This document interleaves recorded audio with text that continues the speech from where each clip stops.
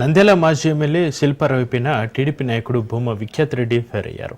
మాజీ MLA శిల్పారావుకి medical college మీద పూర్తిగా అవగాహన లేదని విమర్శించారు. అప్పుడప్పుడు రావడం కాకుండా నంద్యాలలో ఉంటే అన్ని విషయాలు తెలుస్తాయన్నారు. నంద్యాల మెడికల్ కాలేజ్ని పీపీపీ పద్ధతిలో తీసుకోవడం లేదని స్పష్టం చేశారు. నంద్యాల మెడికల్ కాలేజ్ని ఎవరు పీపీపీ పద్ధతిలో తీసుకోవట్లేదు. ఏదైతే గత ప్రభుత్వంలో దాదాపు 85% 90% కి కంప్లీట్ అయ్యి వచ్చిన 5 మెడికల్ కాలేజ్లు ఏవైతే ఉన్నాయో అవే పద్ధతిలో నడుచుకోబోతున్నాయి.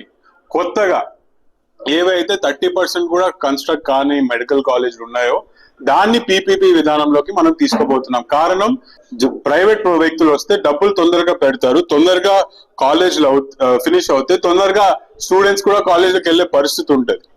కానీ దాని కంట్రోల్ కూడా మళ్ళీ గవర్నమెంటే పెట్టుకునే పరిస్థితి.